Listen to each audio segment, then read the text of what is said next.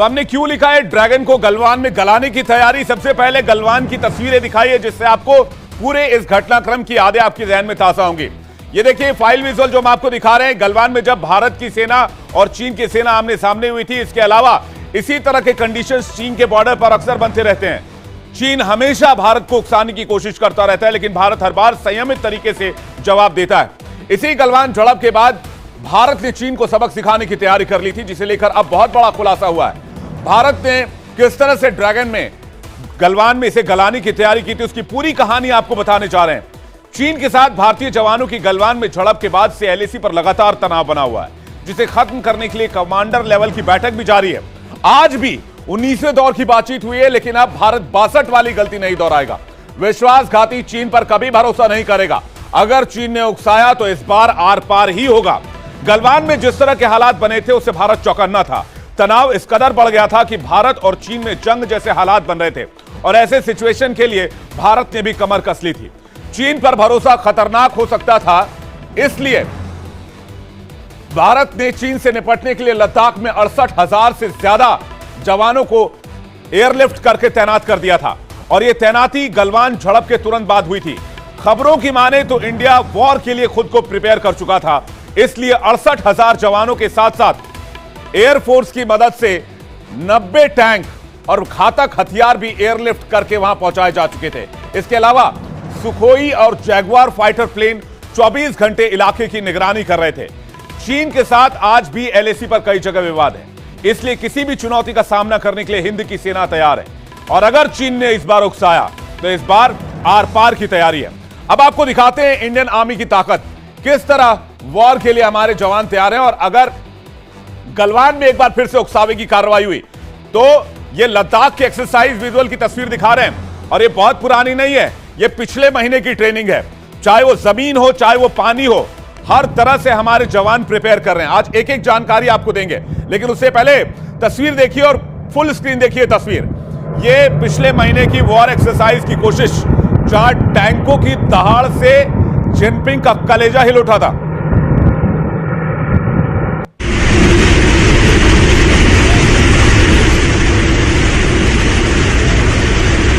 और अब आपको दिखाते हैं ग्लोब मास्टर की तस्वीर आपको दिखाएं, जिससे एयरलिफ्ट करके सामान पहुंचाया गया जो एयरफोर्स के ट्रांसपोर्ट विंग ने किया। जल्दी से ग्लोब मास्टर की तस्वीर लेकर आइए, जिस विमान का इस्तेमाल जवानों को, टैंकों को और बाकी हथियारों को एयरलिफ्ट करने के लिए किया गया।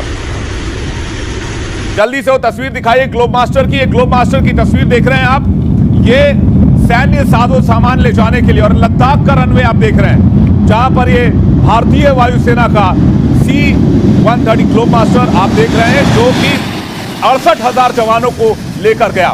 फुल स्क्रीन इसकी भी तस्वीर दिखाइए। इसके बाद सुखोई और जैगुआर की तस्वीर भी आपको दिखाएंगे, जिससे लगातार इस इलाके में पेट्रोलिंग की जा रही थी। अभी आपने वॉर एक्सरसाइज की तस्वीर देखी, C-17 ग्लोब मास्टर की तस्वीर आपके सामने है। C-130J सुपर हरक्यूलिस की तस्वीर, जो बहुत कम समय में लद्दाख पहुंच जाता है। ये देखिए हरक्यूलिस की तस्वीर, ये भी ट्रांसपोर्ट एयरक्राफ्ट है जिससे सैन्य साजो सामान पहुंचाए जाते हैं। अब आपको सुखोई और जैगुआर की तस्वीरें भी दिखाते हैं, जिससे 24 घंटे इस इलाके में निगरानी रखी जा रही थी। ये देखिए सुखोई की तस्वीर आप देख रहे हैं, इससे भी लगातार गश्त और पेट्रोलिंग को अंजाम दिया जा रहा था ताकि चीन के हर हरकत पर नजर रखी जा सके। अब जैगुआर की तस्वीर भी दिखाई, ये सुखोई की तस्वीर आप देख रहे हैं। अगर इस इलाके में ड्रैगन थोड़ी सी भी हरकत करता, चीन थोड़ा सा भी भारत को उकसाने की कोशिश करता, तो उसकी क्या स्थिति होती, उसका क्या हाल होता, ये इन तस्वीरों को देखकर आप अंदाजा लगा सकते हैं। यही नहीं, लद्दाख में T-90 और T-72 टैंकों की तैनाती भी कर दी गई है, जिसकी तस्वीरें अभी हमने आपको थोड़ी देर पहले दिखाई। ये देखिए, ये T-90 टैंक की तस्वीर आप देख रहे हैं, इसे भी एयरलिफ्ट कर लद्दाख पहुंचाया गया और लगातार ट्रेनिंग में इसका इस्तेमाल किया जा रहा है। ये T-90 टैंक है जिसकी दहाड़ से चीन तक हिल रहा था और ये ड्रैगन की हेकड़ी निकालने का भी मादा रखते हैं। अब ये T-72 टैंक की तस्वीर भी देख लीजिए, इसे बेहद लाइट टैंक माना जाता है और किसी भी परिस्थिति में दुश्मनों का छक्का छुड़ाने में इसे माहिर माना जाता है, क्योंकि भारत चीन की चाल को समझ चुका है। चीन एक तरफ दोस्ती का हाथ बढ़ाता है, बातचीत की पेशकश करता है, तो इसी दौरान सीमा पर घुसपैठ की कोशिश भी करता है, भारत को उकसाने की कोशिश करता है, जिसकी वजह से मोदी सरकार ड्रैगन पर भरोसा नहीं करती है। और खुद पीएम मोदी भी कहते हैं कि अगर कोई आंख उठाकर हिंदुस्तान की तरफ देखेगा तो उसकी आंखें निकाल लेंगे। सुनिए प्रधानमंत्री को।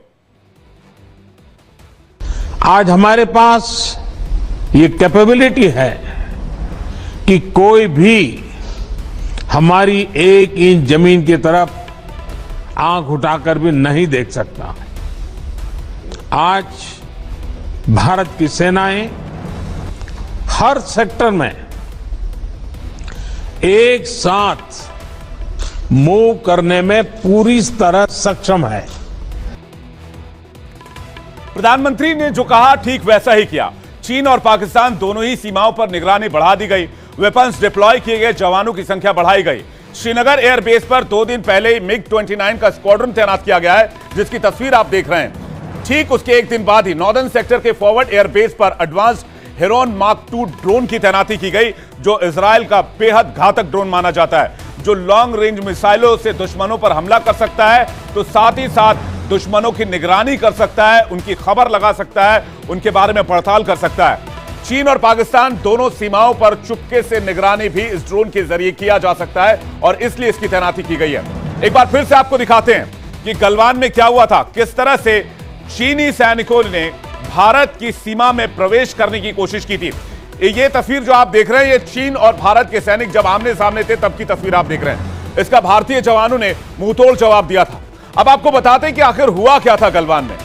ये देखिए गलवान की एक और तस्वीर, और बताया जाता है कि यहां पर चीनी सैनिकों की तरफ से फायरिंग भी की गई थी, जबकि फायरिंग मना है और यह बाकायदा इसके लिए चीन और भारत के सैनिकों में एग्रीमेंट है, इसलिए कील लगे हुए डंडे भी लेकर चीनी सैनिक आए थे और यह तब की तस्वीर है। बहरहाल अब आपको पूरी कहानी बताते हैं। 15 जून 2020 को चीन ने ईस्टर्न लद्दाख के सीमावर्ती इलाकों में एक्सरसाइज के बहाने सैनिकों को इकट्ठा किया। इसके बाद कई जगह घुसपैठ की कोशिश की। चीन की नापाक हरकतों को देखते हुए भारत ने भी इस इलाके में चीन की बराबरी अपनी जवानों की तैनाती की थी। चीन ने हिंदुस्तान के इलाके में कब्जा करने की फुल प्रूफ प्लान पर तैयार कर लिया था। उसके लिए सैनिक और हथियार दोनों पहुंचा दिए गए थे। वो इतने उतावले थे कि वहां पर फायरिंग तक हुई थी, जिसके बाद हालात इतने खराब हो गए कि गलवान घाटी में चीनी सेना के साथ झड़प में 20 भारतीय सैनिक शहीद हुए। भारतीय सैनिकों ने भी चीन को मुंहतोड़ जवाब दिया। झड़प में करीब